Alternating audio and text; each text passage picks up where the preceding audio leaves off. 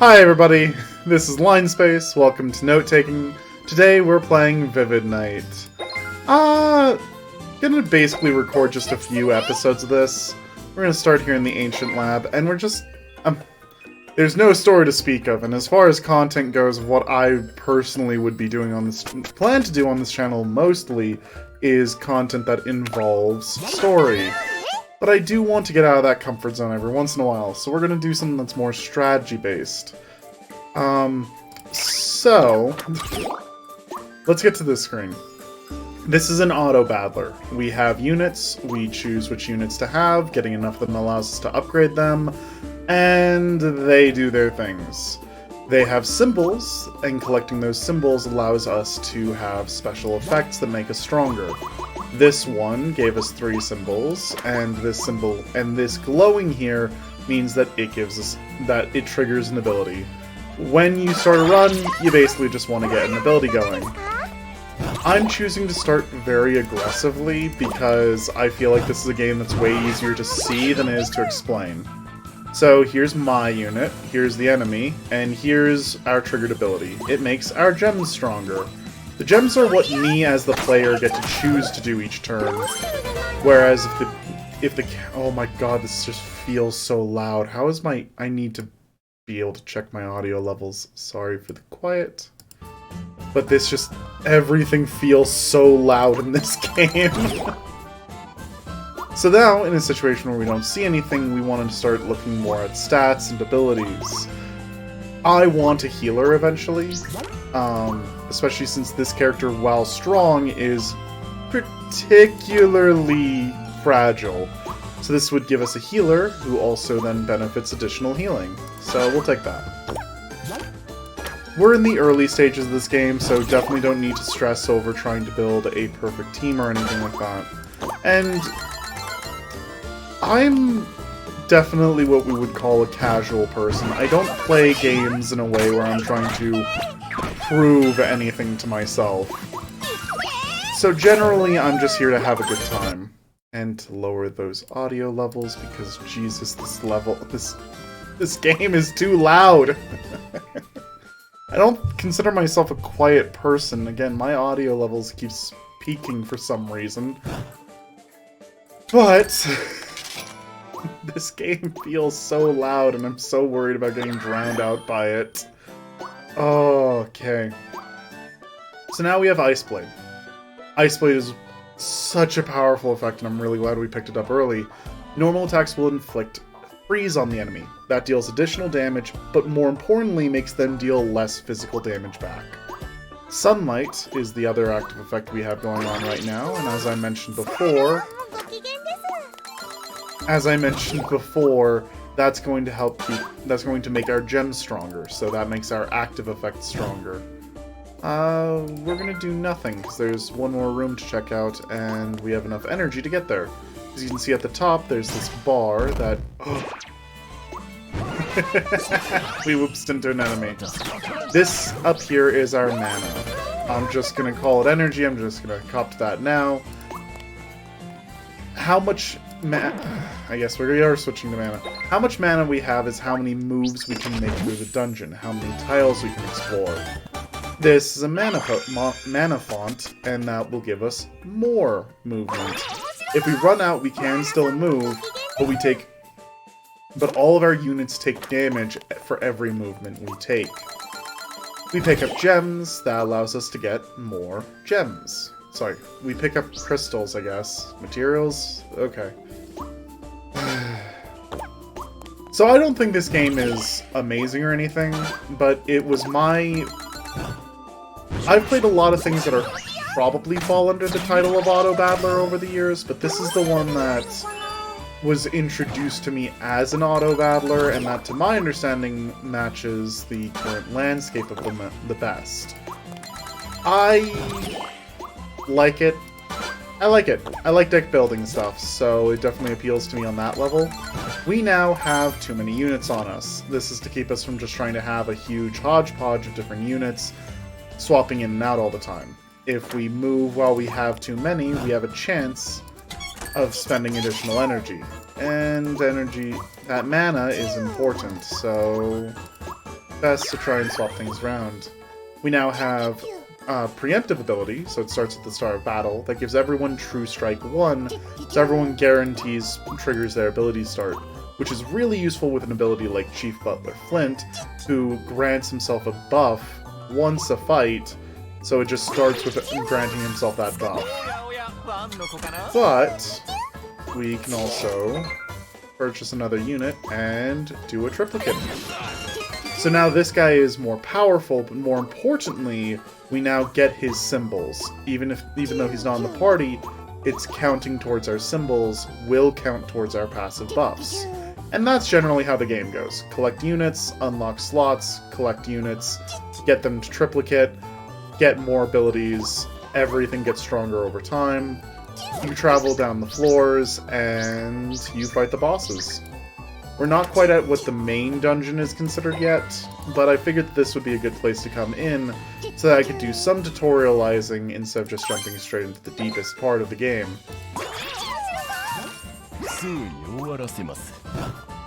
It's so weird to me that this game is voice acted.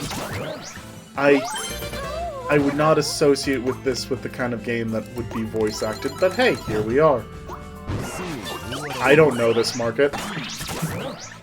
And as a critic, so getting out of my comfort zone is important, and this is definitely not the kind of game I'm used to playing typically. I actually play a lot of this kind of game on my personal time. This isn't the kind of game I plan to stream a lot. It's going to be used for points like this where I wanted something in between Exocolonist and Digimon Survive. I want to just give a little bit of a break, put something on the channel that's going to be shorter for people to enjoy, and also a little bit fluffier.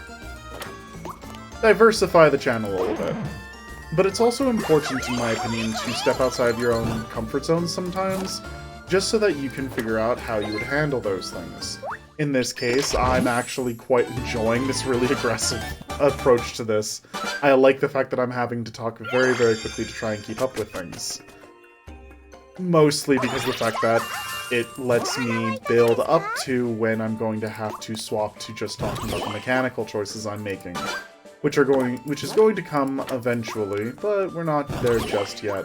We are about to max out our slots again. Stop handing me things. So right now I'm mostly taking duplicates. That's in part because it allows me to move quicker, which lets me get through the menus and, you know, not bog down the recording. But it's also a matter of we don't have a really strong plan yet, and I like the units we have already. This is actually one of our healer, Spessar the Bard, is actually one of my favorites in the game. This is a self-healing frontal unit, so she's pretty solid. And I want to be able to keep that Ice Blade when we no longer use Chief Butler Flint, so I want to pick up pieces of his.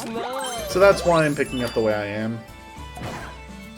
And as I've said before, and as I commented before, it's just good to make sure that you get a hold of a lot of these different symbols.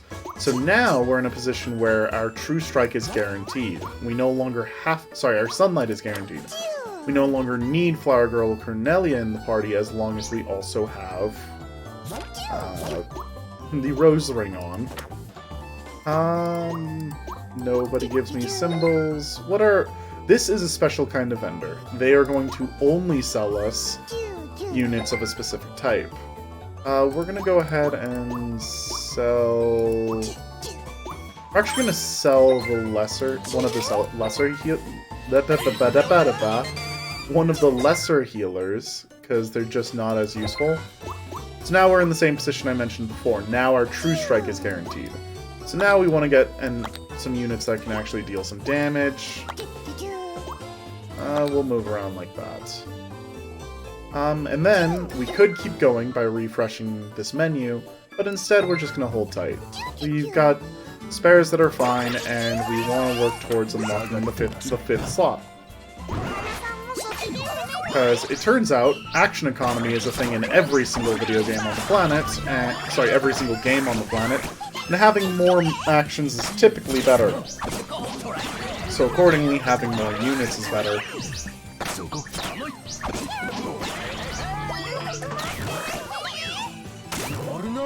And that's how the game goes.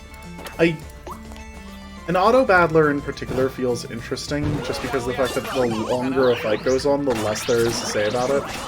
I forgot I had a magic hammer. This allows us to get more carrots, more gold based on the amount of gold we already have. If we can hang on to it for a few floors, though, it'll really give us some benefit. Go right, left, up. We have so much extra mana right now lined up in our gems, I do not have to worry about anything.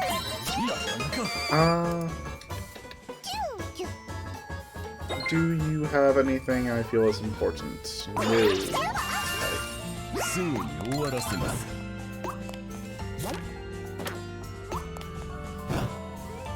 We actually, so normally I might want to try and use up some of these gems and get some better offensive ones, but our team's actually coming together really nicely in a way that I don't feel stressed getting to the first boss with. We'll just pop that. That gets us a copy of a unit we already have, and unsurprisingly, it got us one of the units we already have triplicate of. If we can get 9 more of this guy, so 8 on top of the one we have right now, or, sorry, it's not 9 more, it's 6 more, so 5 from where we are, we're able to upgrade him to his gold star, which makes him that much more powerful. It can definitely be worthwhile. We're not converting gems right now because this stage has 2 bosses, and after the first boss we should get the ability to buy better gems. Or I should say roll for better gems, because you don't get to purchase them outright. You're instead hoping you get the ones that you want. Here in the earlier portions of the game, you are spoiled with resources. I actually haven't been getting any of the permanent upgrades that the game allows you to get, because I wanted to do those on stream, and also because of the fact that I haven't needed to yet. And you just kinda don't need to for the first bit. So this enemy setup is 2 very powerful tanks and 2 support attackers.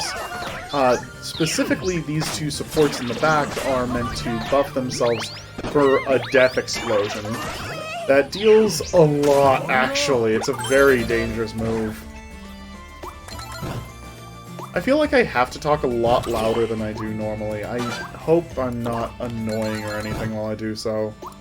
I'm watching the audio levels, and my audio is typically higher than the game's audio, so I am succeeding in the goal, but... So if you're paying attention to the health bars, you can see that we're keeping pretty well topped up. Our frontliner is taking hits and healing them quickly, while our healer is making sure that if anyone else gets hurt, they get cleaned up pretty quick. Now our healer does only heal the front line, so he actually can't heal himself, which can be a problem. Might actually swap him to the 3rd frontline position for that. But you can't switch whenever you want to. You can only adjust the positioning of your units when you're at a place specifically for it. We're not gonna switch, because these are just worse symbols than the symbols we have right now. We're just gonna discard that ring. So if we're with one of the merchants, which we didn't get to like I thought we would, sure. I do not find her symbols exciting, but oh well. So yeah, I think I'll actually swap around to this, because this allows all of our characters to get healing. We'll buy this. So while I'd like to get to that 5th slot, some of these characters also have some particularly useful symbols. This guy in particular I don't like using that much, because he doesn't deal as much damage as I'd like. But now all the enemies have pierced 12, which reduces their defense. So it's just a good upgrade to get. Nope, nothing else particularly fancy to say about any of our symbologies, so let's get back to exploring. Yep. So, what I like about this game in particular is just the fact that it feels very straightforward. It feels like there is a lot of decision-making, but like roguelikes, which I do enjoy the genre of roguelikes quite a bit, as you might be able to tell between this and Hades. Like with any roguelike, there's enough randomness that I never feel like I'm in complete control of my runs. Here in the early game, when there isn't a lot of keep forgetting I'm supposed to be saving for my hammer. Oh well. I'm just gonna pop that magic font so that we can actually hold on to this. So I don't wanna make duplicate units when we're almost out of room for units. Let's go try and beat up the enemies so that we can pop our hammer and get a bunch of gold. When we get over there, do we have... So, something useful to look at is to look at the traveling jewelers, which have specific kinds of units, and try to make decisions that take that into account. So since that traveling jeweler is going to have the... I don't know what any of these are called. Since they're going to have the flower symbol, let's go ahead and pick up the flower person because we're more likely to pick up additional copies of them later on. Well, that's... So actually I like this character a lot, but that's not particularly exciting. So we're just going to move on for now, and we'll come back later.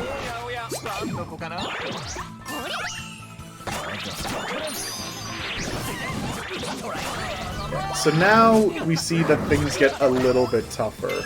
We're now against more advanced enemy combinations, which can deal more damage, leading to our frontliner getting a little hurt. And this particular enemy, the Armor Bearer, is probably the most dangerous in the set of floors, because it has both double action and a very powerful base attack. Thanks to our Ice Blade, though, those last attacks didn't deal any damage. So, hey, there's a silver lining. And we're going to pop this healing potion twice, 3 times, to get him all topped up. We'll take the character we don't have any symbols of, because I don't want to go for the golds just yet. There we go. Now we're at over limit, but here at the healing spots, we can also upgrade our characters. So now we have that, and... Oh yeah, that was not useful symbols. Oh well. Hey! We did get to pick up another one of our accessory slots, though. So now we get to have a necklace and get a few more symbols, and the magic defense command. So magic attacks, like what the little mage cat was doing, are going to deal a bit less damage to us. Always helpful. Alchemist. We don't have upgrade gems yet, so we're not going to worry. Come down. Hey, enemies. And a combination that we apparently seem to handle a little bit better. The problem is that... Yeah. Okay, so our last encounters with this group of enemies, they didn't do their nitro spores as much. So watch what happens when one of them dies. Oh, that was less damage than I expected, honestly. Thank you, magic defense. And I forgot we were out of energy. So you also got to see everybody take some damage. Which is not a great thing, considering that we didn't get any stronger between the last time we had this encounter and this time, but not much I can do about that. Now you notice I've just been spamming the attack. That's primarily because there hasn't been a situation where I felt dangerous enough for it. Now I do. Because that magic attack does block quite a bit. The problem is that the shield effect also has the damage we deal. Which is useful because we do inflict that Ice Blade, so we're able to reduce the damage that is being dealt back to us, but most of the time you want to avoid using it until you really need to keep the hit from coming in full strength.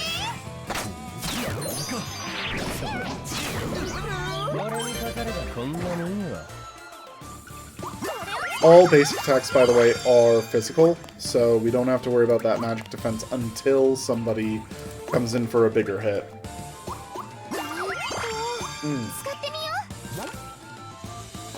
Okay.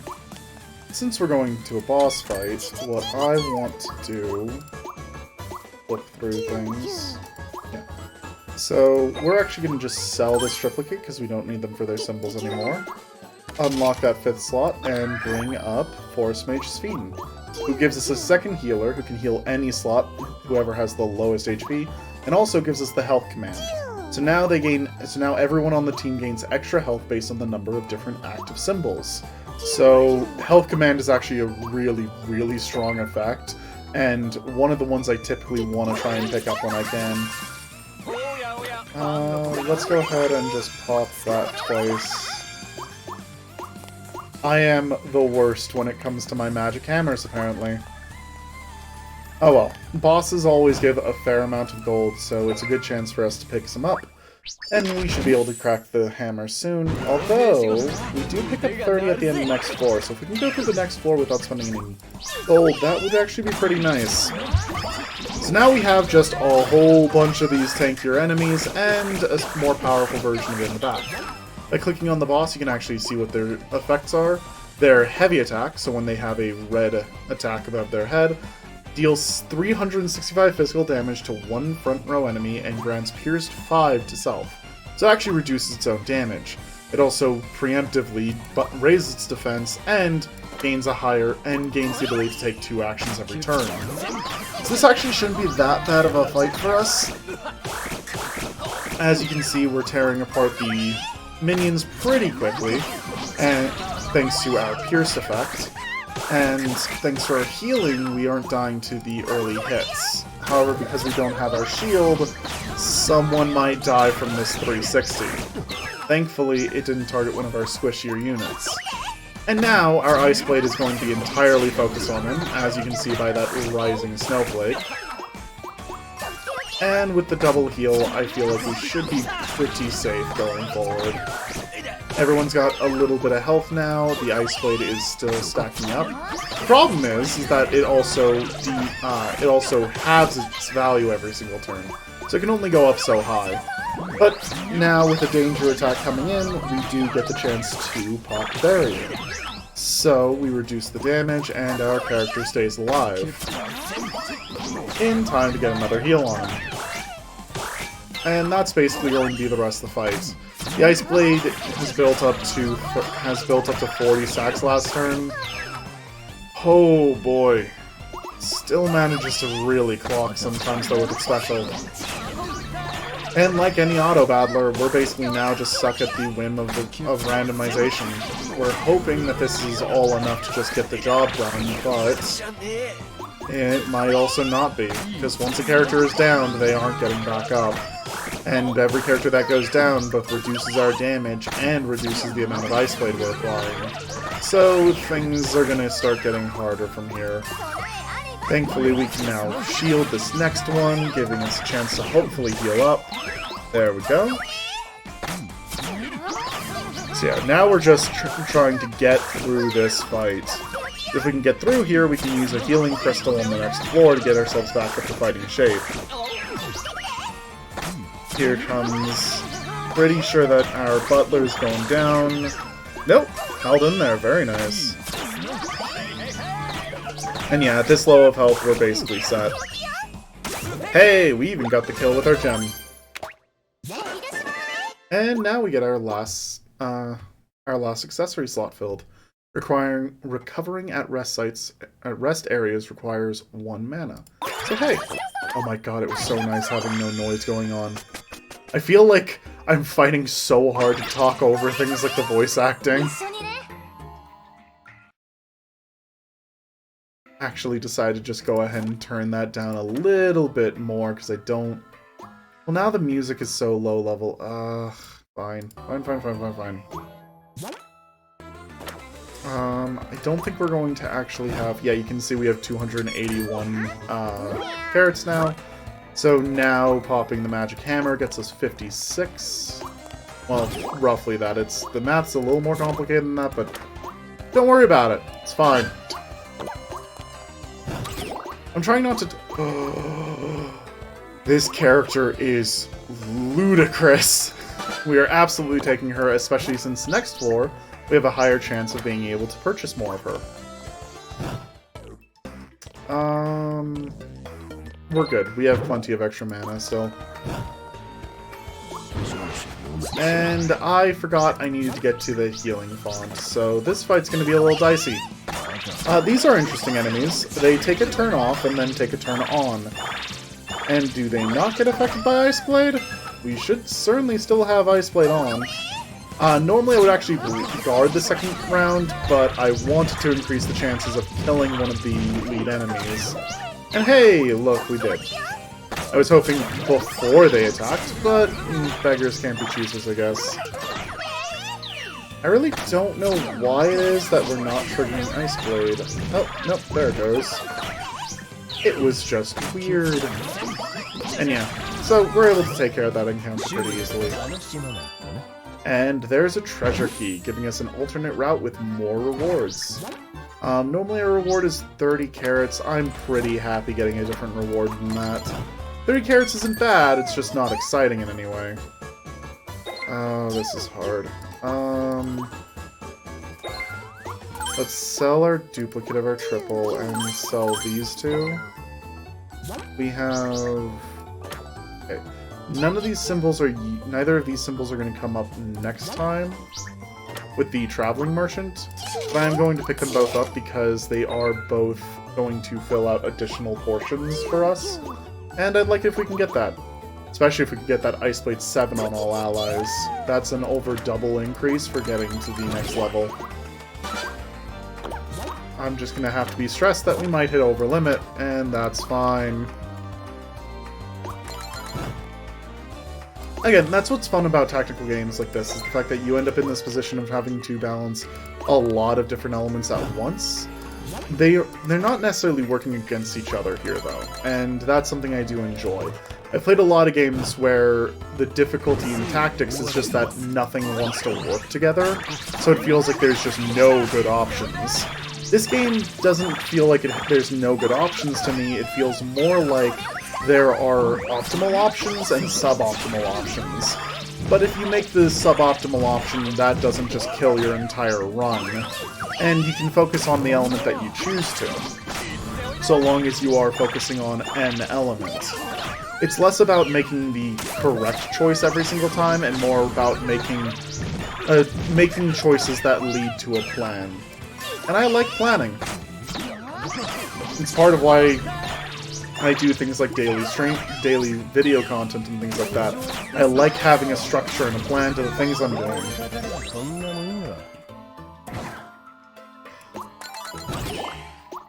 Gonna give myself a second to breathe. Yeah, we've got the slot open. We can pick up the blacksmith. Well, it only took away 1 mana from us, so I guess I won't be upset about it. We are probably going to use up the majority of this mana font here, hoping that we'll be able to pull one on the next floor when we spend our gems.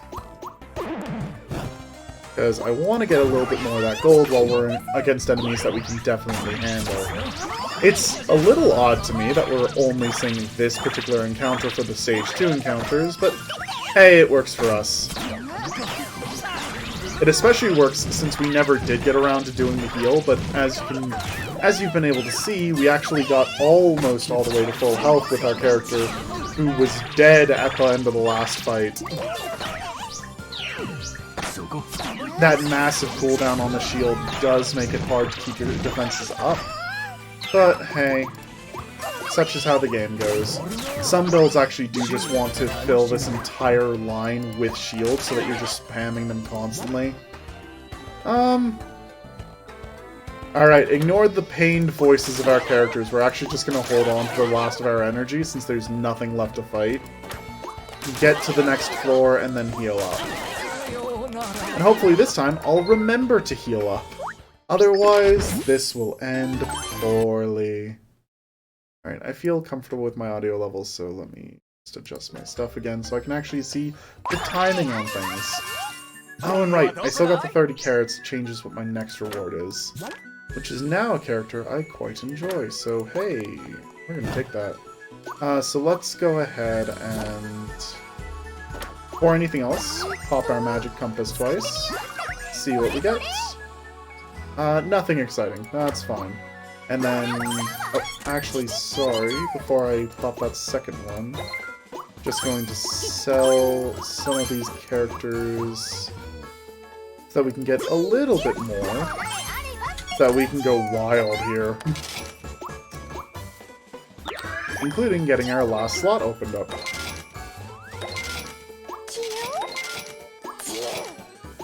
And there's the characters I wanted to see. So now we have Regen. Healing 8 on all allies. Every turn, heal up. Along with Help Command, Preemptive, and Bladecraft. Oh, Bladecraft, nice. Our physical damage is increased. So yeah, now we're going to be able to tank pretty heavily. And her having double action means that she gets double the heal, which is pretty nice. Do I need you up there to... that gives me the better... Okay. We'll put you there. I actually don't like using Kokuyo, so we're just going to sell him. And... do I have... So, fun fact, you can actually see if you have the ability to get any more characters with these abilities. So I can't get anyone else with the flower symbols. Or... oh, Plum Crest is what it's called. Orange, I'm also stuck on... So the only characters I can get are for that symbol. We'll refresh once or twice, at least see if we can... Apparently we are not going to see that additional symbol. And I'm not going to keep refreshing trying to find it. But yeah, that should be a fair little boost to our power level. Should be enough to just get us all the way through to the end. Open that box! I'm not scared of enemies. Yeah, this just ends up being worse for us, so no, thank you. I need to remember to heal. Or at least I just need to pop this. That's less health than I would like, though.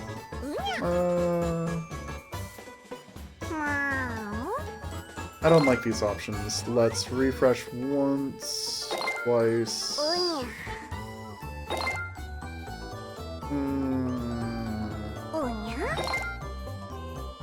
There we go. I like this setup.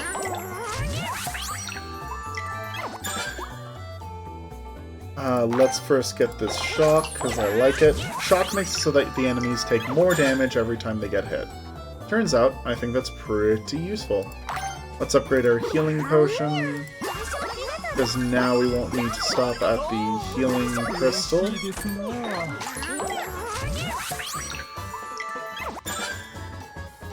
More mana. Because we are still going to want some extra mana going forward. Now we have a shield with a reduced cooldown.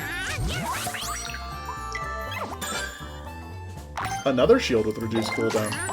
So I actually was leaning towards going for the defensive build, and picking those up is a huge get.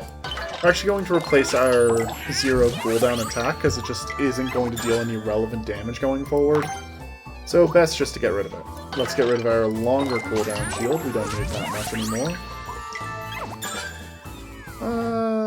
Let's go with a 4th shield. I actually like the 4th shield here. We'll just pitch our potion. And by the end of this floor, we should probably have used up this mana font, which will give us the leniency to get another gem on the next floor.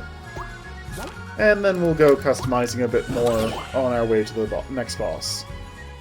We can get to blue, we get... yeah, return freeze. Absolutely gonna take that. Would love to work towards that, and we're already two of the way there.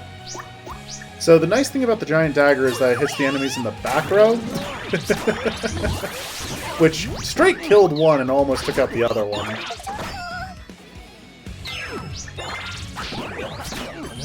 The fight here is against plants that that build up spikes. So every time you hit them, they get strong. You take damage, and enemies that inflict burn, which is just straight damage every single turn. So that's a fight you always want to end quickly. So it's definitely where we wanted to have our giant dagger up to help keep things from getting out of control. We're about to pick up a copy of this guy, so definitely want to take that. We'll pick that up. Refresh. Hey. Oh wait, no, I already have. No, I do not have him in triplicate. Okay. That's relevant. There's our triplicate there. And I'm being fairly aggressive about just re-rolling because we don't really need to save up that much. Yes, we'll get the chance to get more carrots on the next floor, but I'm not feeling stressed about that. Now that's a useful character to pick up. This is a 2 and then 4. Yeah, we're lining up to just go ahead and get that, since we just got to do that. So, the thing about the shield is that it just gives us barrier every single turn, which just eats damage. So our defensive build is getting that much better all the time. This character I don't like. They're basically supposed to be a weird tank for the front line in a way that I don't enjoy playing. We'll upgrade this guy. I'm basically just giving us a lot of different options for how we can end up getting more symbols. Oh, I have not gotten you in triplicate yet. We'll deal with it. Alright, and that gives us the Moonlight every turn, which increases damage dealt to the enemy. Yeah, we're just gonna sell him. I would like to sell this guy, but he's giving us the freeze every turn, and honestly, I think that's useful enough just to keep him in line right now. And we'll refresh one more time, because we have enough to still buy units, and we'll call that good. So that's So yeah, we just jumped to 10 different symbols active on this floor, so that's pretty nice, especially since we have second level for one. So that's going to give us quite a bit of fighting power going forward. I probably should just be using our green 3-star, because he's an uncommon, and a pretty solid one at that, but I continue not to stress, because we'll get back over to the jeweler and I'll be able to make that decision then. Thank you. We're actually going to sell this gentleman over here. Nope, don't hit the sell button, Chris. Put them in. Swap things around a bit. Better to put a character who can actually defend on the first spot back there. Sure. Now both of our other frontliners, by the way, self-heal. This one deals magic damage when he does it, though. And also heals for more, so hey. I like that in a bunch of combinations. On we go. Oh, and of course, because we did max out, we are now only one away from getting that character maxed out. Okay, so this is a healer, which is just annoying. And like I said, this is going to deal burn to us, which is just damage every turn. Thankfully, we can just make them both go away. Now the large dagger isn't a guaranteed kill on those, but because we've had that sunlight since the beginning, that thing that raised the damage of our attack gems, it makes it pretty easy for things just to disappear. We have enough materials, I'm actually just going to go ahead and hit the transmute here. Okay. That is far from the worst combination of things we could have lost. I definitely didn't want to lose the fresher mana font, so I'm glad we didn't. We're gonna go ahead and shock this front enemy. No, because we didn't get the chance to kill anything in the first round, so I want to make sure that the blocker for everything else dies quickly. Because we didn't talk about this. This one stuns. So it's definitely still set up to be, we are trying to slow you down in a frustrating manner. Take the left, fight more enemies. Back into this encounter again. This time they're not leading with the burn, but they are leading with the heal, so... As you can see, their heal's pretty effective. But now the back row dies, that frontliner dies, and so does the second one. So, the way we're able to handle these encounters should be a pretty clear indication of just how much stronger we got with just a few of those additional abilities becoming active. I'll actually go that one, because I'd like to get the blue permanent. Go down this way. Alright, so here we see I will lose my green if I go ahead and swap. And All Out isn't an ability I love. But we do go to the second level of Bladecraft, which triples the ability, which gives us a huge amount of damage, and we gain Defense Command. Defense Command 10 actually is really good for reducing just the effects of basic attacks. So as much as I'll miss having the green, we are working towards fixing that. So definitely feel okay with that decision making. You might wonder why I wanted the shocks if I'm not going to use them, and that's pretty simple. I don't want the shocks for normal enemies, I want shocks for the bosses. Shocks end up piling up so much damage over the course of a fight, especially once you have a full cast. Yeah. That's what I thought. The less mana you can spend on healing, the less healing you get. Basically just ended up spending the one that I should have used to move to get back the health that we lost. Okay, so at the end of this floor we get the other... Sorry, at the end of the next floor we'll get the King's Shield taken care of. Definitely need to go hit up one of the jewelers though. We've got one to our right, so let's head on over. Oh, this is a damage. This is definitely a huge damage one. So we have two enemies in the front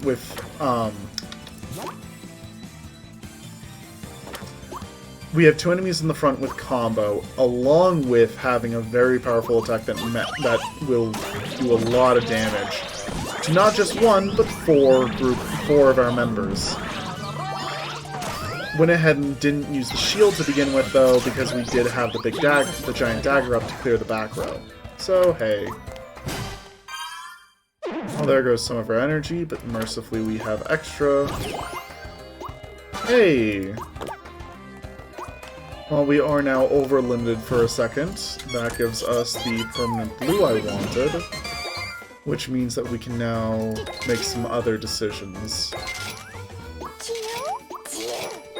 I know we're about to get this guy anyways, but he's so good. He is a rare character, similar to Handmaiden Morion, and he deals 210% physical damage to one front row enemy, and bestows barrier 20 on self and two front row allies. So essentially, we now just have super defense. Our front row will never die, is essentially what this comes down to. I actually prefer having the second healer, though, to having... So I'd still like to be safe, and because we are a defensive build so far, I feel like it's better to just go ahead and have the second healer here. That might be me being overly cautious, which is definitely something I'm prone to doing, but... I see, thank you. Ah, okay, there's no one else to get on with that ability. Okay. Well, that answers that question. We do get a magic hammer at the end of this floor, so we'll wait to go spending more until after that. We did, after all, just get yet another upgrade. So, seems like a fine time to not worry over things like that.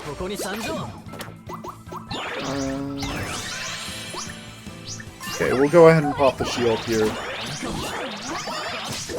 Keep ourselves from getting beat up too much while we get all the abilities popping.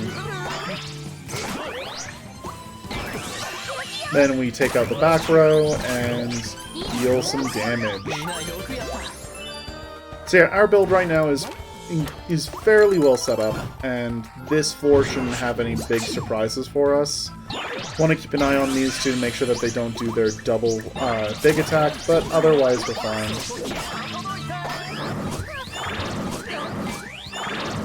You can tell, by the way, how much more health everyone has up here, because the Hirosakis don't feel like they're dealing as much damage, even though the numbers are actually pretty similar.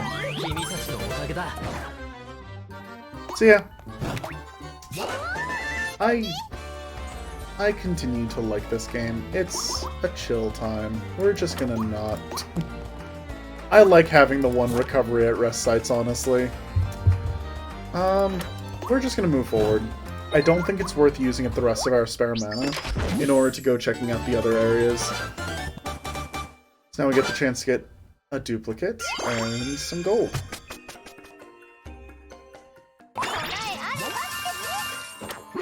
Alright, let's just go ahead and handle these things now instead of later. So let's see what duplicate we get. We got the butler. Okay. That informs that I would like to sell the butler. I don't want to sell him. And we'll keep the last one. So now we get a whole bunch of money. When you're just purchasing when you're purchasing without a super clear goal, it is absolutely worthwhile to just keep hitting yes on everything and building up a stockpile, because you don't lose any money when you're swapping units. You only lose money once you start making triplicates of characters, which, you know, probably means I shouldn't have just gone triplicate with them, but I actually really, really like Thunderlion Topaz. He is going right up in here immediately. We'll swap the butler for him. The butler's just a little squishier than I'd like right now.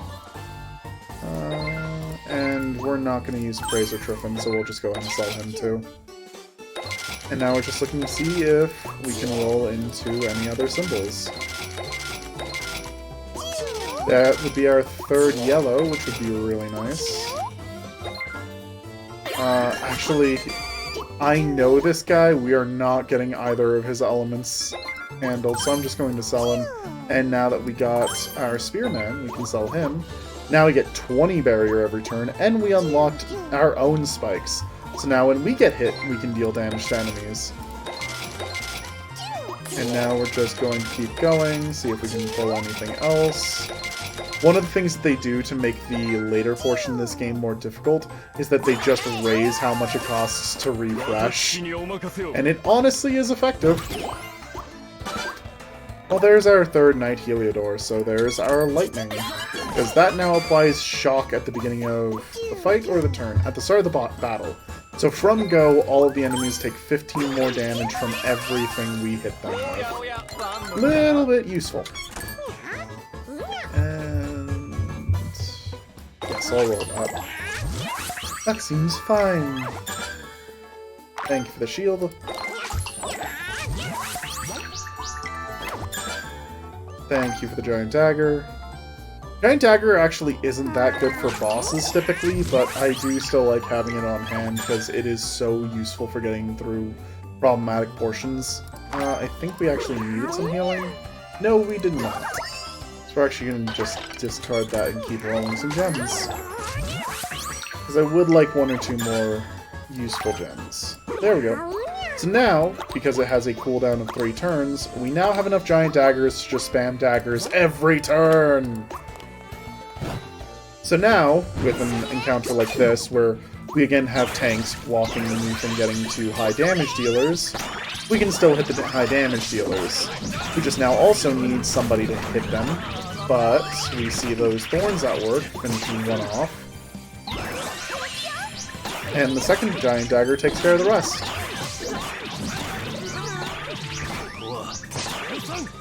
And what I like about this, and what I like about most roguelikes, is that sense of power you end up building into. The sense of, yeah, I can just take on anything. And the ability for that to get ruined pretty unceremoniously. Fine. This particular run, I'm not going to stress about trying to get anyone to rares, because we just don't need them for the finale. And honestly, while rare characters are getting characters to their gold star, that's what I'm trying to refer to, not being rare. Trying to get characters to gold star isn't necessary for the second boss. Honestly, for the second boss, I typically prioritize trying to get some additional symbols going, as we have. And as you're able to see, we now just have enough elements working for us through those symbols. We don't have to worry about as many things. Heck, even the enemies can't deal that much damage through elements like the barrier. And we just cleared that particular encounter in 1 turn. So we are definitely over the top for this floor. And next floor, we're going to want to try and roll in Renaissance. Or just gun for the boss, one of the two.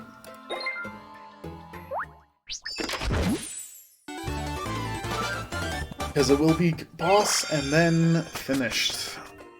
Which will also be a good time to wrap up this episode, actually. Kind of a perfect length. Hello, Jeweler. Thank you, Jeweler. Let's upgrade that right away.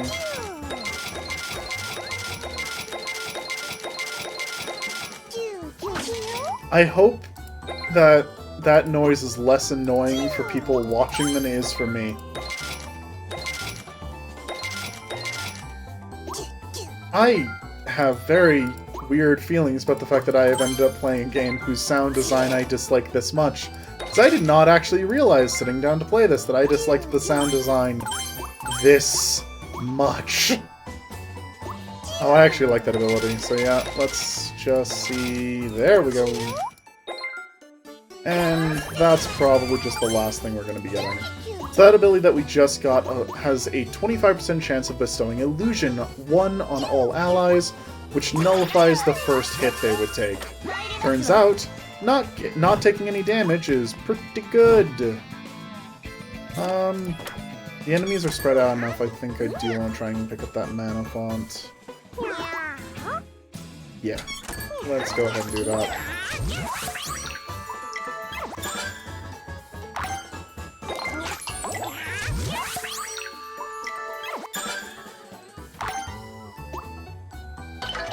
Thank you for the mana font, and we move on with our lives.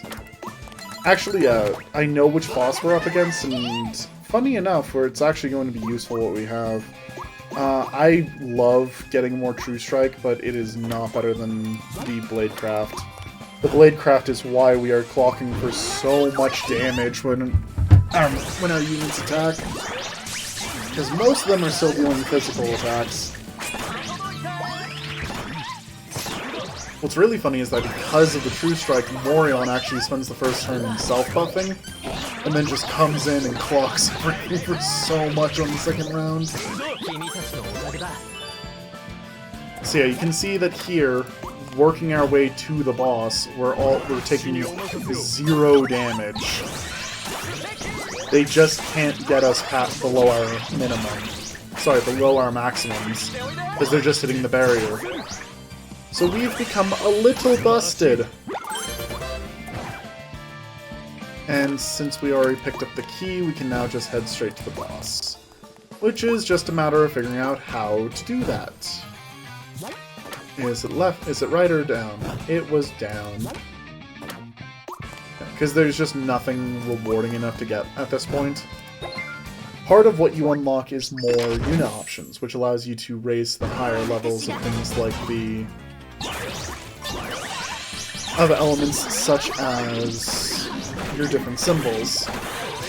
It also just gives you more symbols to have access to. Okay, so that's how much damage that dealt. Shield up. So as we get to see, this one defends itself with Illusion and deals physical damage, and gains combo. The other one deals 4 physical hits. When an ally dies, it becomes stronger and full heals, and has combo. This is a situation where it'd be really nice if we can make sure to kill the second one first, but because we don't have control over our units, or we don't have perfect control over our units, we can't guarantee that happens, but as it turns out, we actually deal a lot of back row damage, especially since it's hitting our spikes. So we get to take care of this pretty easily. You can actually see our spike buildup, by the way, gets really out of control. I don't even really know how we got that high. I think it's definitely somebody's ability, but I'm not sure whose. But yep, that takes us all the way through this dungeon. We've now unlocked the Witch's Maze, which I was pretty sure was the next step. The Witch's Maze is the big deal. It's the goal of the story, and I need 10 Grimoire unlocks to even do it. So, we now go to the White Manor, where we have the Kingdom Grimoire and 196 gems. So, let's start unlocking some things. So, we unlock additional accessory options, additional gem options, some passives actually, and, of course, more units. In this particular case, this is actually super useful. This turns our shield, which has damage we take and deal, and turns into Aegis, which instead only has the damage we take. So this is actually super nice, and I like it a lot. I'm glad we rolled that one early.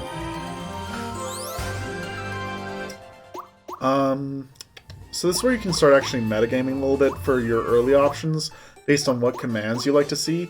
I actually like Claude a lot. He's a common, and he gives us both freeze and shield, which is just such a wonderful combination. So definitely want to unlock Claude early. This character is stupid, actually. Godspeed gives a chance for characters to take additional actions, and they give True Strike to themselves, so they just keep spamming additional actions for everybody. It's really awesome.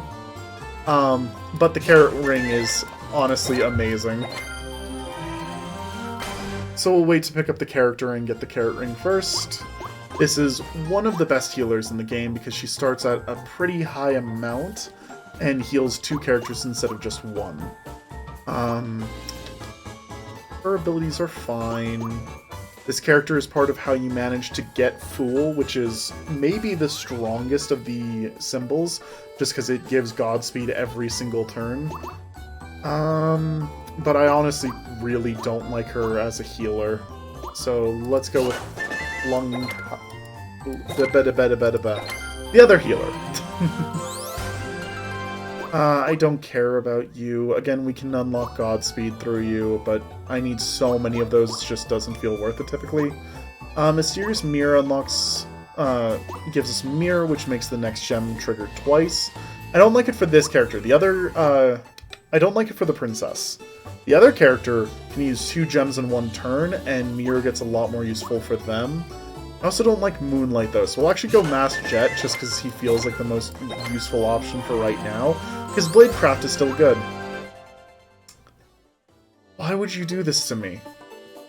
So Maximum Mana is obviously what I'm taking, but the Agito Shield gives Shield 1 and Attack 5, so it's just a strictly better version of the shield we have already, and makes the defensive options even stronger. But we gotta take Max Mana. It just makes life so much easier and simpler. Don't care that much about this necklace. Again, you can unlock Fool, and I actually like this character a lot. They deal a lot of damage. This one, though... So the problem with Fool, which I haven't commented on, is you need 4 symbols of it to have it active. That's why you just can't get it from go. This character, on the other hand, gives a star, which gains Defense Command. Defense Command is really strong, and this is even a pretty solid healer, so we'll go ahead and take Alchemist Pinto. This, by the way, is like the next 10 to 15 minutes of our life. It's just unlocking things. Clueless P.I. Petri is another really good healer. Heals someone and provides barriers so that they don't take more damage. We're going to go ahead and get them unlocked. Healers are really good, by the way, in case I haven't made that clear. White only requires 2 symbols, and there aren't a lot of characters who have it. So I actually like Moonlight. I actually like Moon Knight Loon here a bunch. On top of that, she also hits reasonably hard, so we'll take Moonlight Loon. Essentially what I'm saying is, I don't care about getting Fool in our next run. Oh, I love this girl so much. She buffs her attack, heals herself, and provides herself life drain once a fight, and that means she keeps healing and checking for a bunch of damage. Second Strike and Zeal is also a really good one that is also hard to get early on and only takes 2 symbols. Yeah, I'll take that. The rare gem options are not overly exciting, which is why I'm not leaning towards them too much. Here's 2 of our passives. Just get a free mana potion when you start a new dungeon, or have 10 carrots when starting a new dungeon. We're actually going to go with the free mana potion, if only because it's actually the rarer of the 2, so we're more likely to see the carrots come back up. Here's another one of our white characters. So, considering that we did take white and we also have taken Zeal, I actually do like picking up Stalwart and Idea here. Because I'm trying to keep in mind what I've already had us pick up. So, we're going to take Maximum Mana because it's the rarer passive. Maximum Mana because it's the rare passive, and that's the 3rd one of those, so we don't have to worry about seeing it again. So yes, obviously you just take the passives before anything else, because passives are just useful no matter the run, don't have to think about it too much. We're gonna take the stab something in the back row. So 100 damage to something in the back row, as we found out last time, does a lot of work. So this is actually a solid enough ring. As paralysis goes up, they take more physical damage, and then it has a chance to negate an action, which then restarts the value. Paralysis 1 is... Oh, sorry, no, it doesn't increase physical damage taken. It builds higher as they take physical damage. Paralysis ring is solid, but I'm a big fan of Plum Crest, so I do actually like taking Kogika here a lot. These are actually both symbols I don't like nearly as much, so I don't feel bad about not taking our middle character there. Yeah, Sunlight and True Strike on a character I like. This is another self-buff character who gives Flame Blade an attack 60, and Flame Blade, similar to Ice Blade, now means that she inflicts burn whenever she hits something. So she just starts killing. She's very good for boss fights.